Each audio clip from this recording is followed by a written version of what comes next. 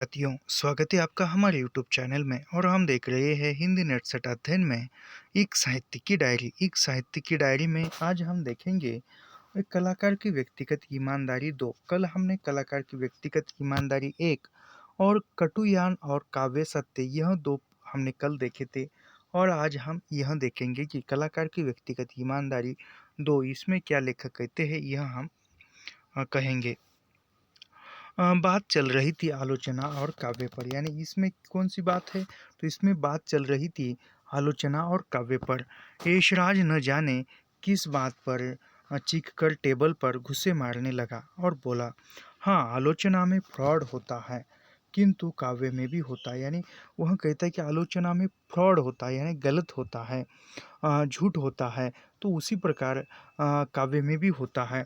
एक तो फ्रॉड जानबूझकर किया जाता है, अर्थात काव्य में लेखक जो दृष्टि अपनाता है वह उसकी अंतर्दृष्टि नहीं होती। कवि एक अभिनेता है, यानी वह कहता है कि आलोचना में फ्रॉड होता है, यानी गलत होता है, एक झूठ होता है, किंतु काव्य में भी, यानी काव्य में भी फ्रॉड होता है। एक तो फ्रॉड जानबूझकर किया जाता जाता है, अर्थात काव्य में लेखक जो दृष्टि और अपनाता है वह उसकी अंतर्दृष्टि नहीं होती। यानी यहाँ पर यशराज कहता है कि जो लेखक जो है, यानी कवि जो है, काव्य में जो दृष्टि अपनाता है वह दृष्टि का वह काव्य में चित्रण नहीं करता। कवि जो है एक अभिनेता भी है, यानी कवि एक अभिनेता भी है, याद रखिए। सफलतापूर्वक अभिनय करने के बाद भी वह अभिनय ही है, यानी सफलतापूर्वक कोई अभिनय कवि ने किया या रेखांकित किया फिर भी वह अभिनय भी है। यह महत्वपूर्ण कथन है, याद रखिए, यहाँ से पूछा जाएगा। एक तो फ्रॉड जानबूझकर किया जाता है, अर्थात काव्य में लेखक जो दृष्टि अपनाता है वह उसकी अंतर्दृष्टि नहीं होती। कवि एक अभिनेता भी है, सफलतापूर्वक अभिनय करने के बाद भी वह अभिनय ही है, वह असल की नकल है। उसमें असल की बू हो सकती है लेकिन असल वही नहीं है। अ, मुझे हंसा मुझे हंसी आ गई। यशराज ने असाहित्यिक शब्द असल और नकल मुझे भा गए, यानी जो यशराज ने जो असाहित्यिक यानी साहित्य के बाहर से शब्द जो है असल और नकल, यह दो शब्द सुनकर लेखक हंस गए। बड़े अच्छे शब्द हैं। एक बात और भी महत्वपूर्ण हुई, वह यह कि यशराज काव्य का सत्यत्व वहाँ मानता है जहाँ लेखक अंतर्दृष्टि को दरकिनार रखते हुए अभिनेतृत्व करता है। यानी ये लेखक कहते हैं कि जो उनका मित्र है यशराज, वह यशराज क्या मानता है, काव्य का जो सत्यत्व है, यानी काव्य की जो सत्यता है, वह यशराज जहाँ लेखक अंतर्दृष्टि को दरकिनार यानी अंतर्दृष्टि को छोड़कर लिखता है, वह अभिनेतृत्व करता है, वहाँ पर वह काव्य का सत्य मानता है। कौन? यशराज। यह मानता है कि मानसिक प्रतिक्रिया को ठीक ठीक अनुपात में ज्यों का त्यों करने के अनुरोध के महत्व को स्वीकार करना है। यह न लेकिन मैंने यह बात जबान से निकाली, मैं तो सिर्फ सुन रहा था। यशराज ने कहा, काव्य में एक दूसरे ढंग का फ्रॉड भी होता है। यानी यशराज कहता है कि काव्य में दूसरे ढंग का भी एक फ्रॉड होता है, गलत होता है, झूठ होता है। यशराज ने जवाब दिया, यह फ्रॉड तब होता है जब लेखक यह जानता ही नहीं कि वह फ्रॉड कर रहा है। यानी दूसरा फ्रॉड कौन सा बता रहा है यशराज? यह बता रहा है कि वह लेखक को पता ही नहीं होता कि यह फ्रॉड है, यह गलत है, झूठ है, पता ही नहीं होता, तो वो फिर तभी वो लिखता है। तो यह दूसरा फ्रॉड यशराज बता रहा है। लेखक को पूरा विश्वास होता है कि जो बात वह कह रहा है सही कह रहा है, अर्थात जहाँ लेखक ईमानदारी से मूर्ख होता है, लेखक को यह भी विश्वास होता है कि उसकी बात केवल सच्ची ही नहीं वरन सुंदर भी है और कल्याणकारी भी।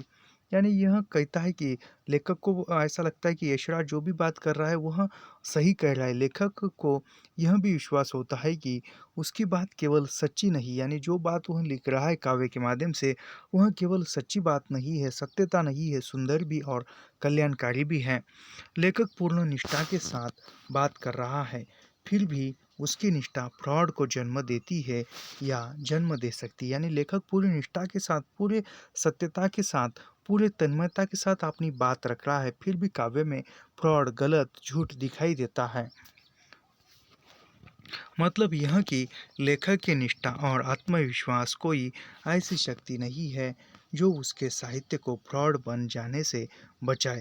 यानी यह इसका मतलब यह कि लेखक की निष्ठा और आत्मविश्वास कोई ऐसी शक्ति नहीं, यानी लेखक के पास की जो निष्ठा है या आत्मविश्वास है वह कोई ऐसी वस्तु नहीं है, ऐसी शक्ति नहीं है उसके साहित्य को फ्रॉड बन जाने से बचाए, यानी उसके साहित्य को फ्रॉड, गलत बन जाने से बचाए। ऐसी शक्ति लेखक के पास नहीं है।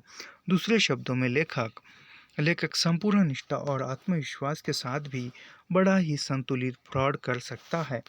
यानी दूसरे शब्दों में कहा जाए तो लेखक जो है संपूर्ण निष्ठा और आत्मविश्वास के साथ बड़ा ही संतुलित, यानी बड़ा ही संतुलित फ्रॉड कर सकता है, झूठ कर सकता है। ध्यान रखो कि इसका अर्थ यह भी नहीं कि निष्ठा और आत्मविश्वास ऐसी शक्ति है जो अनिवार्य रूप से और हमेशा साहित्य को फ्रॉड ही बनाती है। यह इम्पोर्टेंट कथन है यहाँ से। और ध्यान रखो कि इसका अर्थ यह भी नहीं कि निष्ठा और आत्मविश्वास ऐसी शक्ति है जो अनिवार्य रूप से और हमेशा साहित्य को फ्रॉड ही बनाती है। किंतु अपनी बात पर निष्ठा और आत्मविश्वास होने मात्र से साहित्य निर्मल, छल रहित, फ्रॉडलेस नहीं होता। यशराज की उत्तप्त मुख मुद्रा देखकर मुझे सचमुच हंसी आ गई। मैंने ठठाक कर हंसते हुए कहा, तो तुम क्या सोचते हो? लेखक अपने ही खिलाफ, अपने वस्तुत्व के विरुद्ध, अपनी मानसिक प्रतिक्रियाओं के विरुद्ध जासूसी करे और सीआईडी गिरी करे? इतना बेवकूफ़ लेखक नहीं होता है। नहीं, लेखक कहता है कि यशराज को तुम क्या समझते हो, हंसता है उस पर और कहता है कि तुम क्या समझते हो, तुम क्या सोचते हो कि लेखक अपने ही खिलाफ, यानी अपने ही खिलाफ, अपने ही वस्तुत्व के विरुद्ध, अपने ही मानसिक प्रतिक्रियाओं के विरुद्ध उठकर जासूसी करे, चौकसी करे या उसके ही खिलाफ विरुद्ध उठे, ऐसा यशराज को लेखक कहता है। यशराज ने झुंझलाते हुए कहा, मजाक मत करो, असलियत को देखो। इस बात पर मुझे और हंसी आ गई। फिर भी यशराज की बात का आदर करते हुए मैंने कहा, अच्छा तो इस दूसरे किस्म के फ्रॉड को ज़रा और समझाइए, मैं ध्यानस्थ होकर सुन रहा हूँ। यानी लेखक कहता है कि यशराज से, जो तुमने दूसरा फ्रॉड कहा उस फ्रॉड को ज़रा समझाइए जो मैं मन लगाकर सुन सकूं। यशराज बोलता गया, बस तुम सरीखा श्रोता मुझे मिल जाए तो। यानी यशराज बोलता है कि यशराज कहता है कि बस तुम सरीका श्रोता मुझे मिल जाए तो मज़ा आ जाए। आजकल ईमानदारी श्रोताओं की बड़ी कमी है। वक्ता तो बहुत ईमानदार होते हैं। यानी आजकल श्रोताओं के पास ईमानदारी की कमी है। वक्ता के पास ईमानदारी होती, लेकिन उस वक्ता के पास ईमानदारी होकर क्या करे? जो सुनने वाला श्रोता है उसके पास भी ईमानदारी होनी चाहिए। दोनों की बात ठहाकों में डूब गई, यानी दोनों हंस रहे। यशराज कहता गया, लेखक ईमानदारी से फ्रॉड वहाँ करता है जहाँ उसे मालूम ही नहीं होता कि वह स्वयं फ्रॉड को जन्म दे रहा है। यानी यशराज कहता है कि लेखक ईमानदारी से फ्रॉड वहाँ पर करता है कि जहाँ उस लेखक को पता ही नहीं होता कि यह फ्रॉड है, गलत है, झूठ है, फिर भी वह लिख देता है कल्पनावश में आकर। दूसरे शब्दों में उनके विचारों या उसकी अनुभूतियाँ वस्तुत्व के वस्तुमूलक आकलन पर आधारित नहीं होती, अन्यथा वे ऐसी होती है कि जो जीवन के यथार्थ से नियंत्रित न होकर उसके आत्मबद्ध दृष्टिकोण के फलस्वरूप विक्षेपग्रस्त होती है।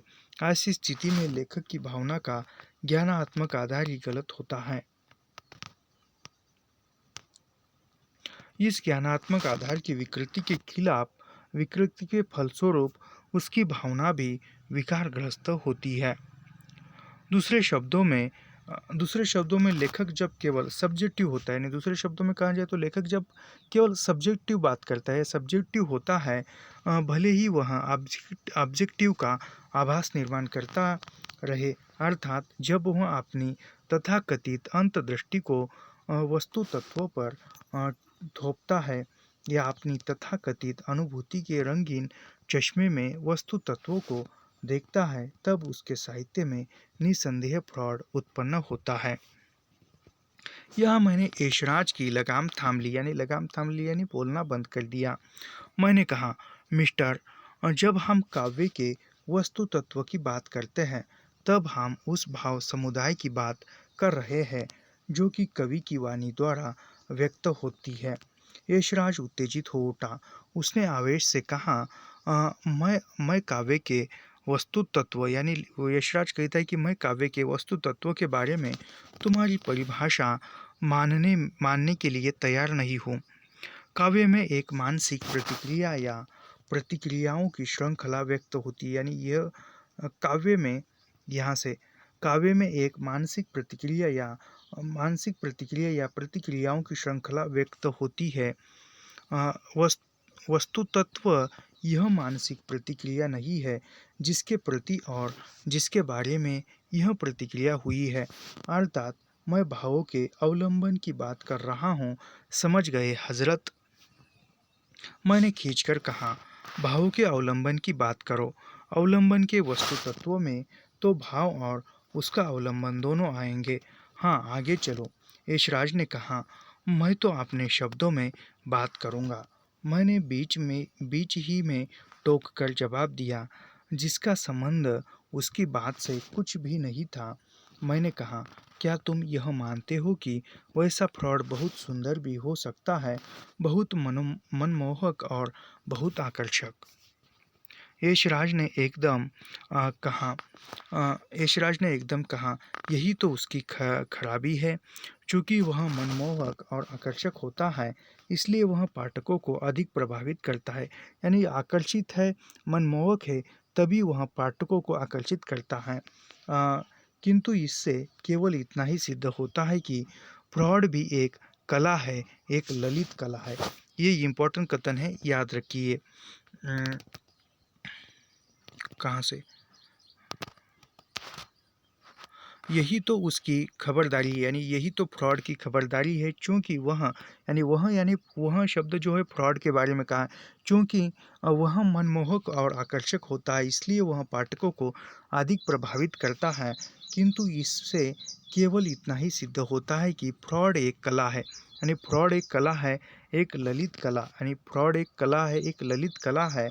और जो फ्रॉड है वह ललित कला भले ही हो, वह व्यक्तिगत ईमानदारी के आधार पर उपस्थित ललित कला नहीं है। यानी फ्रॉड जो है वह ललित कला है, लेकिन वह व्यक्तिगत ईमानदारी के आधार पर उपस्थित की हुई ललित कला नहीं है।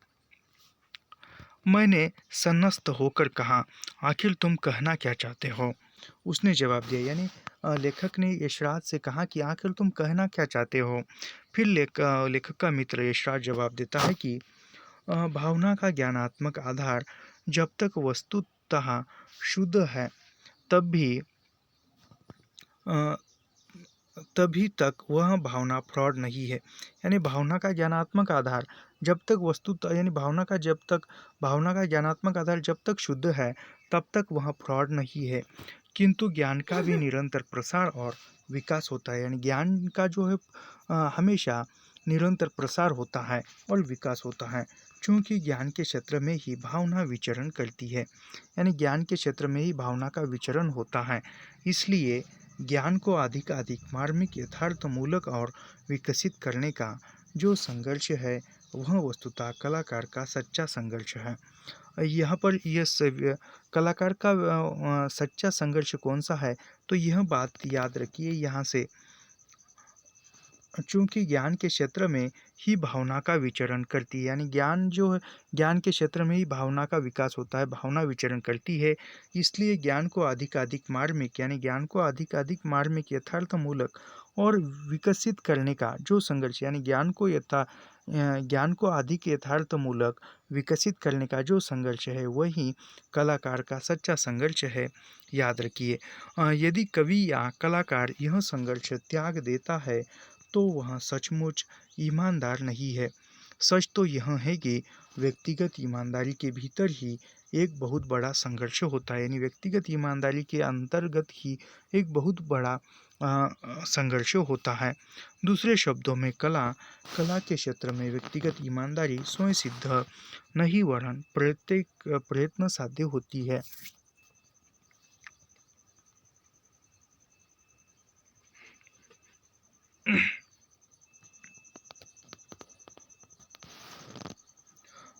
तो क्या इसका मतलब यह है कि जो लेखक लेखन कार्य के संबंध में पूर्णतः सचेत नहीं है, यानी इसका मतलब ऐसा होता है कि जो लेखक लेखन कार्य के संबंध में पूर्णतः सचेत नहीं है, अर्थात जिस लेखक की रचना अनायास बिना परिश्रम के सहज रूप से प्रस्तुत होती है, उस लेखक में व्यक्तिगत ईमानदारी का अभाव है। यानी जिस लेखक के अंतर्गत लेखन कौशल्य जो है, लेखक के अंतर लेखन कार्य संबंध पूरे सचेत होकर वह लिखता नहीं है, वह व्यक्तिगत ईमानदारी उसके अंतर्गत नहीं आती। हम उदाहरण ले, यानी वो उदाहरण बताते हैं।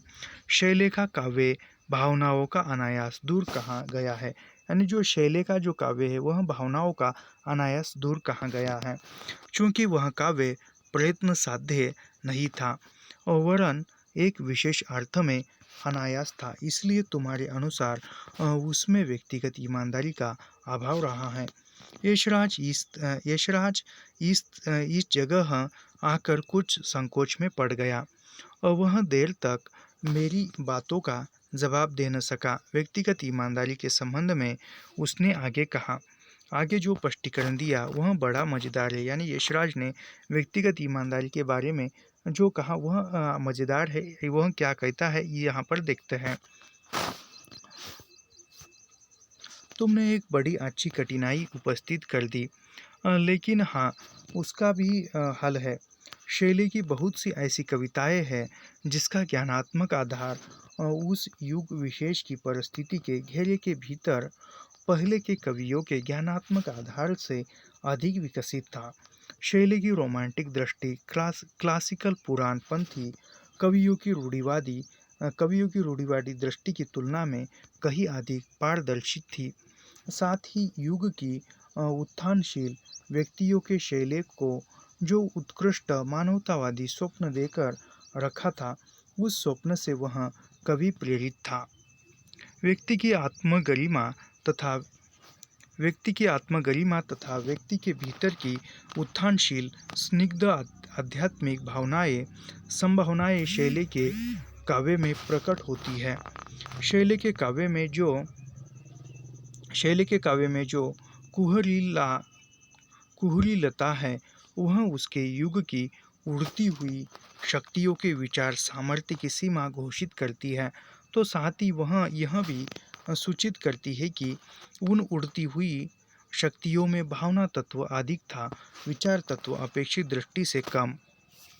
शैली के काव्य का ज्ञानात्मक आधार निसंदेह अन्य कवियों की अपेक्षा न केवल तथ्यात्मक था, वरन वह अधिक विशद, विस्तृत और निरर्थक भी था। दूसरे शब्दों में शैली में एक विशाल जागरूकता थी। इस ज्ञानात्मक जागरूकता के क्षेत्र में उसकी भावना विचरण करती थी। दृष्टि रोमांटिक होने मात्र से भावना का ज्ञानात्मक आधार कमजोर नहीं होता। यह इम्पोर्टेंट कथन है, याद रखिए, परीक्षा में पूछा जा सकता है। इस ज्ञानात्मक जागरूकता के क्षेत्र में उसकी भावना विचरण करती थी। दृष्टि रोमांटिक होने मात्र से भावना का ज्ञानात्मक आधार कमजोर नहीं होता। यह यहाँ से पूछा जा सकता है। दृष्टि रोमांटिक होने मात्र से भावना का ज्ञानात्मक आधार कमजोर नहीं होता, यह पूछा जा सकता है। ज्ञानात्मक आधार कमजोर तब होता है जब कवि समाज को प्राप्त अद्यतन ज्ञान की उपेक्षा कर अद्यतन ज्ञान द्वारा संप्रेक्षित भावनाओं से दूर हटकर केवल अपने ऐतिहासिक निविड़ लोक में ही विचरण करता है। ज्ञान का अर्थ केवल वैज्ञानिक उपलब्धियों का बोध नहीं है, वरन समाज की उत्थानशील तथा हसोन्मुख शक्तियों का बोध भी है।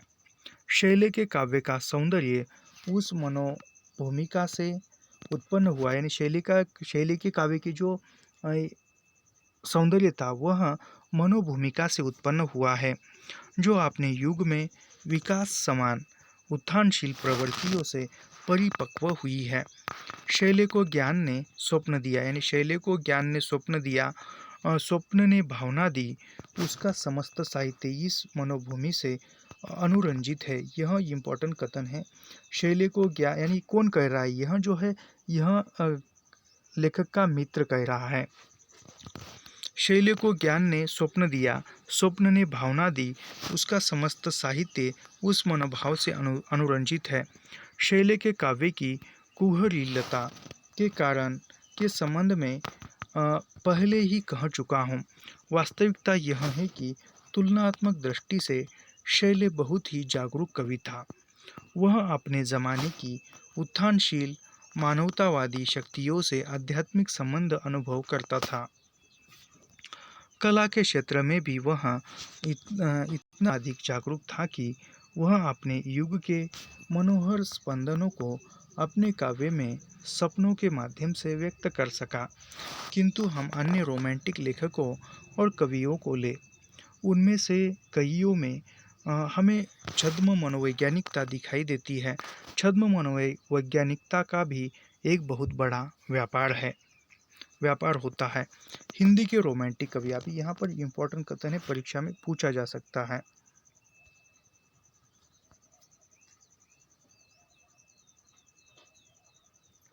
हिंदी के रोमांटिक कवियों में ऐसी छद्म भावनाएं बहुत देखने को मिलेगी। यह छद्म मनोवैज्ञानिकता एक विशेष प्रकार की अभिरुचि से उत्पन्न होती है और उस अभिरुचि को वह दृढ़ करती है। अभिरुचि स्वयं उस कपट जाल को जन्म देती है। यह इम्पोर्टेंट कथन है, मैं फिर से पढ़ता हूँ। हिंदी के रोमांटिक कवियों में ऐसी छद्म भावनाएं बहुत देखने को मिलेगी। यह छद्म मनोवैज्ञानिकता एक विशेष प्रकार की अभिरुचि से उत्पन्न होती है और उस अभिरुचि को वह दृढ़ करती है। अभिरुचि स्वयं इस कपट जाल को जन्म देती है। अभिरुचि के साथ साथ कई प्रकार के सेंसर्स लगे रहते हैं। लेखक को अनेक प्रकार के सेंसर्स यानी गहरी अंतर निर्दोषों का सामना करना पड़ता है। कुछ अंतर्निषेध ऐसे होते हैं जो उसके काव्य संबंधी यथार्थ की संवेदनाओं को भी काट कर फेंक देते हैं। काव्य का जो वास्तविक तत्व है, जिसके कारण और जिसके द्वारा सौंदर्य प्रकट होता है, उसी से पता चलता है कि लेखक छद्म भावनाओं का व्यापार कर रहा है या क्या। यशराज कहता गया, ये अंतर्निषेध उसकी बहुत सी अच्छी और सच्ची भावनाओं के स्रोत को भी सुखा देते हैं। फलतः जो काव्य प्रस्तुत होता है वह जाली होता है। ये इम्पोर्टेंट कथन है, महत्वपूर्ण है, इस बार की परीक्षा में पूछा जाने योग्य है। फलतः जो काव्य प्रस्तुत होता है वह जाली होता है। हिंदी में जाली कविताओं की कमी नहीं है। कभी कभी ऐसा जाली साहित्य भी कुछ परंपरागत गुण व्यक्त करता आया है। यहाँ से फलतः जो काव्य प्रस्तुत होता है वह जाली होता है, फ्रॉड होता है। हिंदी में जाली कविताओं की कमी नहीं है, यानी हिंदी में ऐसी जाली नकली कविताओं की कमी नहीं है। कभी कभी ऐसे जाली साहित्य भी कुछ परंपरागत गुण व्यक्त करता आया है। कवि के अभ्यासवश काव्य में लालित्य आदि गुण उत्पन्न हो जाते हैं। यानी कवि में लालित्य गुण कहाँ कैसे उत्पन्न होते हैं, तो अभ्यासवश, यानी कवि जब अभ्यास करता है तब कवि में लालित्य आदि गुण उत्पन्न हो जाते हैं, जिसके फलस्वरूप कुछ लोग उन्हें साहित्य की अमूल्य निधि में जमा कर देते हैं। यशराज आगे कहता गया, ऐसे काव्य में प्रकट भावनाएं जाली होने के कारण बहुधा अप्राकृतिक भी हो उठती है। कवि का धर्म है अपनी प्रकृति से और काव्य के वस्तुत्व को प्रकृति से एकाकार होना। व्यक्तिगत ईमानदारी का यह बहुत बड़ा तगाजा है कि लेखक निर्भीकतापूर्वक अपने अंतर्निर्षदों को सुधारे, उनका सामना करे, साथ ही वह अपनी प्रकृति में और वस्तु की प्रकृति में प्रवेश करे। इस अंतर प्रवेश के रास्ते में जो भी सामने आता हो उसे जोर से हटा दे। दूसरे शब्दों में अपनी अंत प्रवृत्ति और वस्तु की प्रवृत्ति में प्रवेश करने के उद्देश्य से काव्य संबंधी अपना अभिरुचि भी बदल डाले। वह अपने स्वयं का लगातार संशोधन और संपादन करता जाए।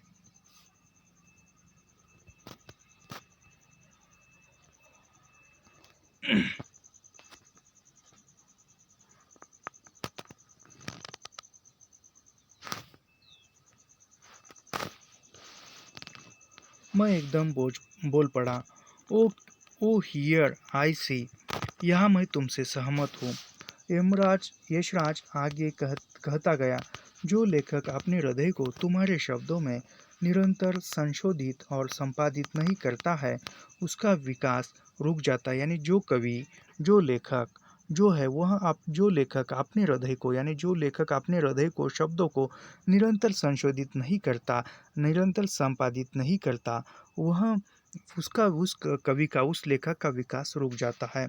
यह संशोधन और संपादन कवि की जीवन दृष्टि के द्वारा ही संपन्न होना चाहिए, स्वांग रचने के लिए नहीं।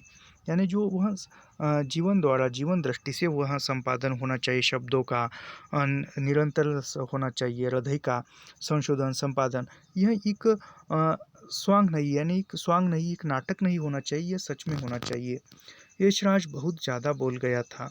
कभी कभी मेरा ध्यान भी उचट जाता, फिर भी मैं एकाग्रतापूर्वक उसकी बात सुनने का ये प्रयत्न कर रहा था। यशराज आगे का कहता है, यशराज कह रहा था, कवि का यह धर्म है कि उसके दिल में जो नकारशील खटके हैं, जो अंतर निषेध है, उन्हें विवेक संगत बनाया जाए। केवल विशेषाभिरुचि के वशीभूत होकर उन अंतर्विरोधों का विकास न किया जाए। ध्यान रहे कि ये अंतर्निषेध लेखक स्वयं अपने लेखन कार्य के दौरान में विकसित करता है। उनका विकास किस प्रकार होता है, यह विषय अलग, यानी वह लेखक का विकास किस प्रकार होता है, यह एक अलग विषय है, लेखक कहते हैं। महत्व की बात यह है कि अंतर्विरोधों का विवेक संगत विकास हो। व्यक्तिगत ईमानदारी का यह बहुत बड़ा तगाजा है। यदि काव्य के वस्तुत्व की प्रकृति और कवि की प्रकृति दोनों का समाहार करने वाली कवि दृष्टि ऐसी है जो जीवन के लिए महत्वपूर्ण है, तो निसंदेह उसका काव्य सागर गर्भित और प्रभावशाली होगा। यदि उस कवि दृष्टि का महत्व अत्यंत सीमित है, तो उस काव्य को हम भले ही सुंदर कह ले, वह हमारे जीवन पर विशेष प्रभाव नहीं डाल सकता, अर्थात वह हमारे जीवन विवेक को विकसित और पुष्ट नहीं कर सकता।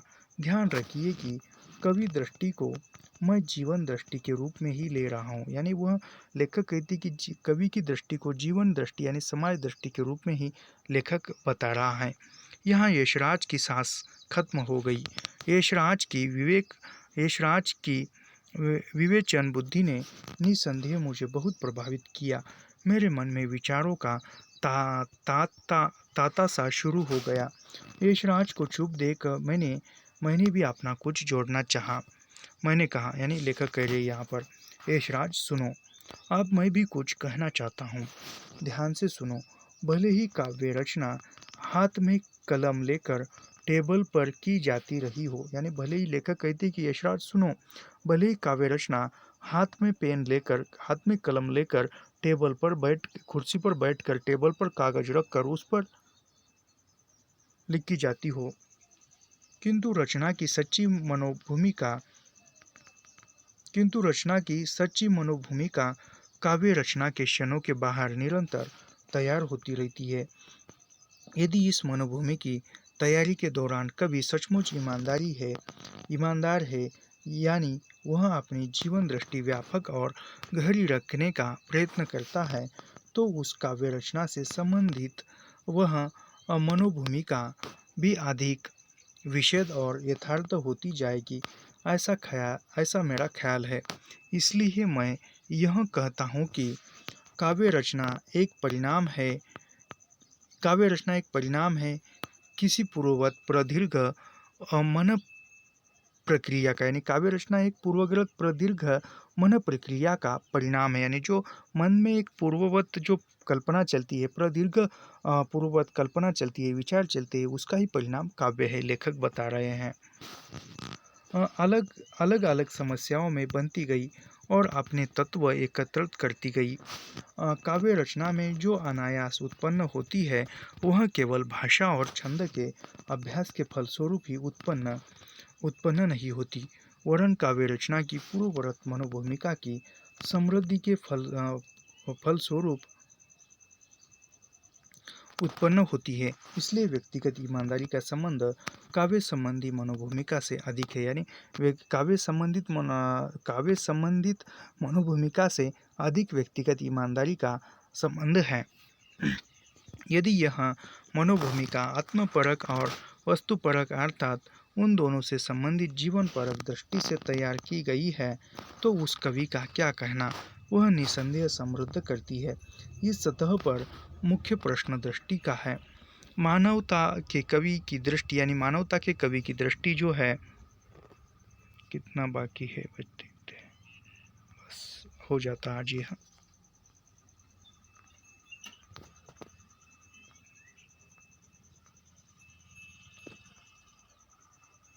मानवता के कवि की दृष्टि विश्व जनता के उद्देश्यों से एकाकार है, अर्थात जब कवि की भावनाओं का ज्ञानात्मक आधार विस्तृत और व्यापक और अद्यतन, तो स्थिति में उस कवि की दृष्टि ही से अंतःकरण में एक वातावरण निर्माण करेगी, एक काव्यात्मक मनोभूमिका तैयार करेगी। मनोभूमिका या वातावरण के बिना सत्व काव्य संभव नहीं। यानी मनोभूमिका या वातावरण के बिना सत्य काव्य जो है वह लिखना संभव नहीं है। सच तो यह है कि काव्य साधना या कला साधना, यानी सच यह बात है कि काव्य साधना या कला साधना काव्य रचना या कला प्रक्रिया के दौरान में ही सीमित नहीं होती। काव्य साधना या कला साधना का अधिकतर भाग काव्य रचना के क्षणों से बहुत बार होता है। इसलिए कलाकार के लिए यह आवश्यक है कि वह ज्ञानात्मक आधार का अधिक विस्तार कर ज्ञान स्वप्न दे, स्वप्न भावनाएं उत्सर्जित कर सके।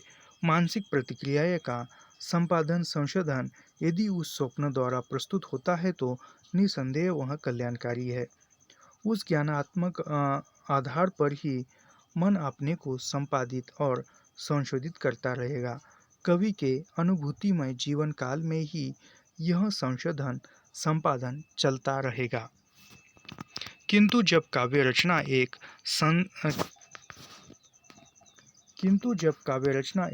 सृजन प्रक्रिया के रूप में चलती है, उस समय यदि कृत्रिम रूप से संशोधन संपादन चलता रहा, तो कवि पर अभिनेतृत्व और स्वांग का आरोप सही हो जाएगा।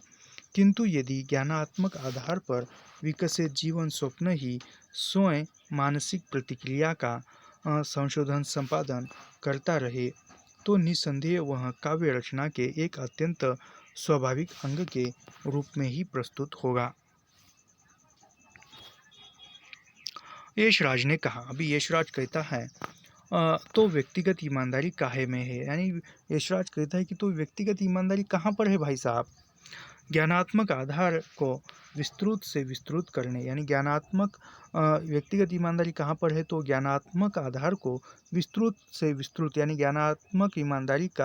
ज्ञानात्मक आधार को आधार बनाने कर, यानी उसकी व्यापकता, उसको फैलाने का, उससे अत्यंत व्यापक बनाने, उसके आधार पर जीवन स्वप्न विकसित करने, जीवन स्वप्न के अनुसार मानसिक प्रतिक्रियाओं को दिशा देने, अर्थात अपने ही अंतःकरण का संशोधन संपादन में ही व्यक्तिगत ईमानदारी परिलक्षित होगी। आप ये व्यक्तिगत ईमानदारी कहाँ पर होती है?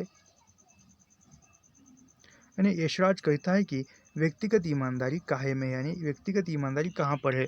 तो व्यक्तिगत ईमानदारी ज्ञानात्मक आधार को विस्तृत से विस्तृत करने में है, उसे अत्यंत व्यापक बनाने में है, उसके आधार पर जीवन स्वप्न विकसित करने में है। व्यक्तिगत ईमानदारी जीवन स्वप्न के अनुसार मानसिक प्रतिक्रियाओं को दिशा देने अर्थात अपने ही अंतकरण का संशोधन संपादन करने में व्यक्तिगत ईमानदारी परिलक्षित होती है। यानी कहाँ कहाँ पर व्यक्तिगत ईमानदारी है? तो ज्ञानात्मक आधार को विस्तृत करने में, अत्यंत व्यापक बनाने में, ज्ञानात्मक आधार को अत्यंत व्यापक बनाने में, फिर ज्ञानात्मक आधार पर जीवन स्वप्न विकसित करने में, फिर जीवन स्वप्न के आधार पर मानसिक प्रतिक्रियाओं को दिशा देने में, अंतःकरण का संशोधन एवं संपादन करने में यह व्यक्तिगत ईमानदारी होती है, दिखाई देती है। यहाँ पर व्यक्तिगत ईमानदारी है। यह लेखक जो है यशराज को व्यक्तिगत ईमानदारी कहाँ पर है यह बताते हुए इसका उत्तर देने के लिए व्यक्ति यह कहते हैं, तुम्हारी बात भी सही है। काव्य साधना अधिकतर काव्य रचना के क्षेत्र से के बाहर होती है। यानी काव्य साधना जो है, काव्य साधना अधिकतर, यह इम्पोर्टेंट कथन है, याद रखिए कहाँ पर गया वो।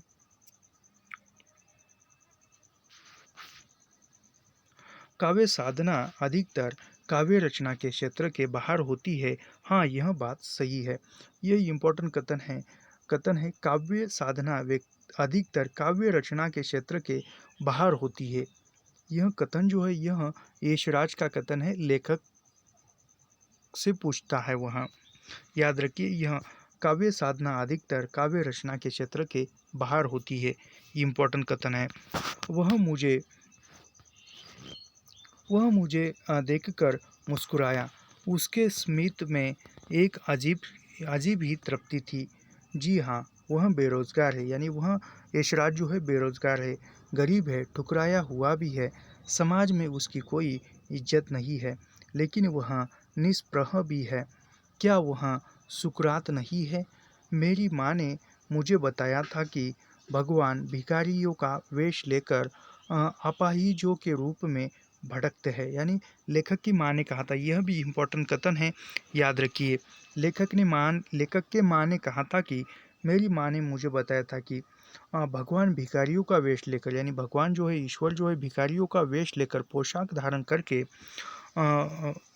भिखारियों का वेश लेकर अपाहिजों के रूप में, यानी अपाहिज जो है उनके रूप में परीक्षा लेते हैं। भगवान पर मेरी आस्था नहीं है, लेकिन मनुष्य पर तो है। यानी लेखक कहते हैं कि भगवान पर मेरी आस्था नहीं, लेकिन मनुष्यों पर है। इतने में मुझे ख्याल आया कि ज्ञानात्मक आधार की परिभाषा होना आवश्यक है। यानी इतने में लेखक के मन में विचार आता है, ख्याल आता है कि ज्ञानात्मक आधार की परिभाषा होना आवश्यक है। मैंने यशराज से पूछा, यानी वह लेखक यशराज से पूछ रहा है, ज्ञानात्मक आधार से तुम्हारा मतलब वैज्ञानिक जानकारी के अलावा भी कुछ है या नहीं? यानी ज्ञानात्मक आधार से तुम्हारा मतलब वैज्ञानिक जानकारी के अलावा भी कुछ है या नहीं, ये पूछ रहा है। वह हंस पड़ा, यानी यशराज हंस रहा है।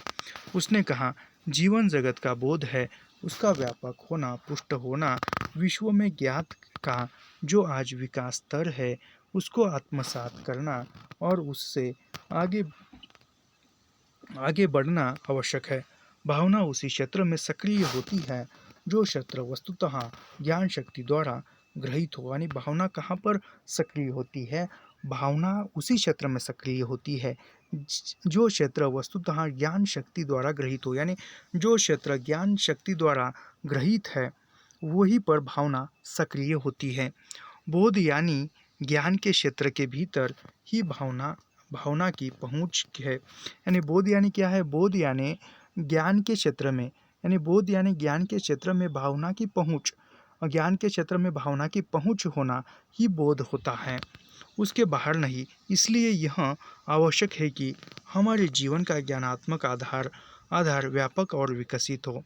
ज्ञान भी एक तरह का अनुभव है, यानी ज्ञान भी एक तरह का अनुभव है। ज्ञान भी एक तरह का अनुभव है, या तो वह हमारा अनुभव है या दूसरों का। यानी ज्ञान एक तरह का अनुभव है, या तो वो खुद का अनुभव रहता है या वह दूसरों का। उससे निकलते हैं निष्कर्ष, यानी उस अनुभव से, ज्ञान एक अनुभव है और उस अनुभव से निष्कर्ष निकलते हैं।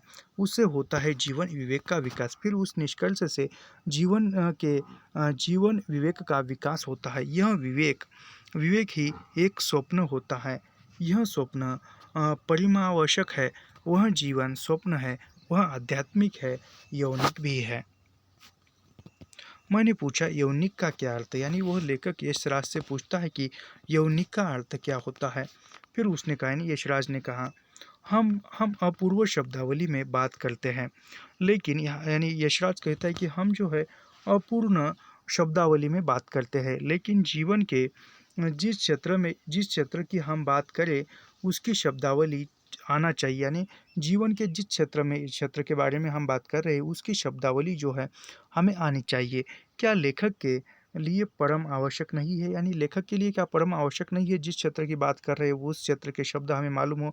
जैसे हमें विज्ञान के शब्द ज़्यादा हमें पता नहीं होते, तो उस प्रकार के कि वह विश्व जगत के अभूतान को देखने और समाज का उत्पीड़न करने वाली शक्तियों से सचेत हो और उसके प्रति विद्रोह करने वाली ताकतों से सक्रिय सहानुभूति रखे। ज्ञानात्मक आधार के विकास में तो बातें भी सम्मिलित है, नहीं है क्या? मैंने सिर्फ इतना ही कहा, यानी लेखक ने सिर्फ इतना ही कहा, तुम तो मेरे बारे में जानते हो। मेरा तो यह दृष्टिकोण बहुत पहले से रहा है और उसके लिए कुछ तकलीफ भी उठाई है। जब हमने एक दूसरे की आंखों में देखा तो पाया कि हम सचमुच एक दूसरे के मित्र हैं। यहाँ पर यह जो है एक साहित्य की डायरी खत्म होती है, समाप्त होती है। तो इस प्रकार हमने इकाई 10 में जो एक साहित्य की डायरी थी पूरी क्रमवार देखी है। उसके बाद की जो दूसरी रचना है वह हम कल प्रारंभ करेंगे। तो ऐसे ही अध्ययन करने के लिए हमारे चैनल को सब्सक्राइब कीजिए, लाइक कीजिए और शेयर करना मत भूलिए। मिलते हैं नेक्स्ट वीडियो में। धन्यवाद। और हाँ, एक बात मैं बताना भूल गया, प्रारंभ में बताना था, जो हमने एक टेलीग्राम ग्रुप समूह बनाया है उसकी लिंक इसी वीडियो के डिस्क्रिप्शन में होगी। आप वहां से हमारे टेलीग्राम समूह में ज्वाइन हो जाइए और वहां पर वीडियो के नोटिफिकेशन हो या अन्य नेट के पाठ्यक्रम के संबंधित चर्चा हो, वहां आपको देखने को मिलेगी। तो मिलते हैं नेक्स्ट वीडियो में। धन्यवाद।